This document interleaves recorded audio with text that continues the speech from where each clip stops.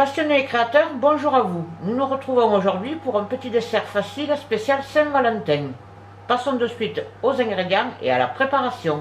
Pour ce petit dessert, il vous faudra de la pâte feuilletée, des pommes pelées, épepinées et tranchées fines, du sucre vanillé, 100 g de beurre fondu, quelques décos pour la Saint-Valentin et de la chantilly. Pour ce dessert de la Saint-Valentin, nous allons faire un dessert très simple. Nous allons plutôt jouer sur la décoration. Donc ça sera une tarte fine aux pommes. Donc votre pâte feuilletée, là ce sont donc des pommes que j'ai pelées, épepinées, tranchées fines et auxquelles j'ai ajouté du sucre vanillé et vraiment une lichette de rhum. Si vous n'aimez pas le rhum ou l'alcool, vous pouvez mettre un peu de vanille liquide. Mais là, j'ai mis à peine vraiment même pas un dé à coudre, vraiment une petite cuillère à café. Pour commencer, vous piquez votre pâte. Alors, je vous le dis, je vous l'ai peut-être déjà dit, mais répétition pour mieux accentuer. Quand vous voulez travailler une pâte, enfin la piquer, que ce soit à la fourchette ou au pique-vite, piquez-la dès que vous l'avez étalée, même si c'est pour mettre dans un moule, n'importe. Parce que souvent, après on la met dans le moule, alors soit on oublie, ou alors on la pique, enfin surtout avec un pique-vite, on n'arrive pas à bien la piquer. Donc vous piquez votre pâte. Alors moi j'ai un moule comme ça, hein, et avec, il y a un emporte-pièce donc qui va dans le moule. Alors, avant de continuer, je mets mon four à préchauffer à 190. Donc, vous faites votre découpe. Alors, au plus près. Hein. Alors, les restes de pâte, puisque là, je n'ai pas trouvé, j'ai eu un peu la flemme de faire ma pâte feuilletée, et je n'ai pas trouvé de pâton que je pouvais étaler, donc j'ai pris des pâtes rondes. Et les restes, là, les chutes, vous pouvez les congeler dans ce papier. Et vous en servir par exemple pour un apéritif. Vous mettez un peu de fromage râpé dessus ou quelques graines de pavot ou n'importe. Et ça peut très bien passer pour des petits amuse-gueules. Alors, on coupe. J'espère que ça va bien couper. Sinon, on finit au couteau. Vous avez au moins l'empreinte. Voilà, vous prenez votre pâte et vous la mettez dans le moule. Voilà. Et vous répétez ça. Bon, là donc... Si c'est pour la Saint-Valentin, en principe pour deux. Donc là, vous avez vos deux pâtes.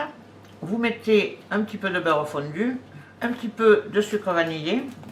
Et maintenant, nous allons mettre nos pommes. Alors, pour faire ça, avec une pomme, vous en avez assez. Moi, j'en ai fait un petit peu plus parce que je vais en faire d'autres. Hein. Je vais finir ma pâte feuilletée. Mais là, je vous montre donc sur deux. Et là, vraiment, hein, pour cette quantité-là, avec une pomme, c'est suffisant.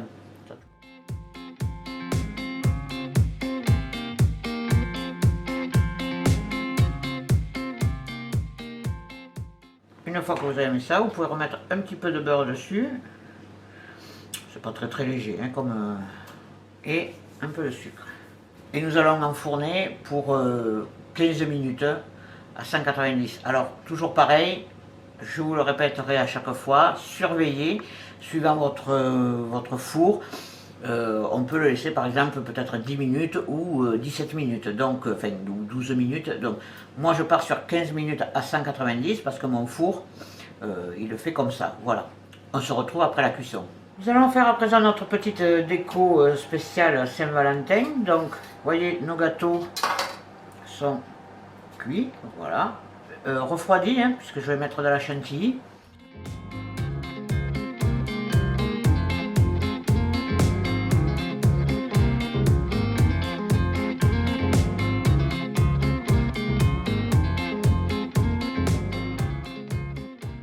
Et vous recommencez donc pour l'autre gâteau. Voilà, une petite présentation très simple avec des petits cœurs donc achetés, des petites perles que j'avais achetées aussi. Les feuilles elles sont faites en pâte d'amande avec un emporte-pièce spécial, mais vous pouvez le faire au couteau, hein. Enfin ça se fait très facilement les feuilles. Et voilà, un petit dessert pour la Saint-Valentin, pour l'élu de votre cœur.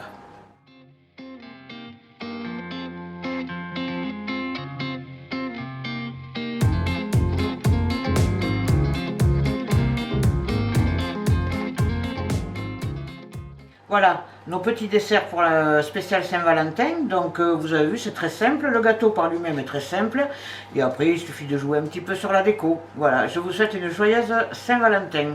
Merci à tous d'avoir regardé ma vidéo. N'hésitez pas à me poser des questions et à me dire en commentaire ce que vous avez pensé de cette recette. Je vous invite à nous suivre sur le blog et les réseaux sociaux que vous pouvez retrouver dans la description de cette vidéo. A bientôt pour de nouvelles gourmandises, et pour paraphraser le chef qui m'a donné envie de cuisiner, je veux bien sûr parler du grand Joël Robuchon.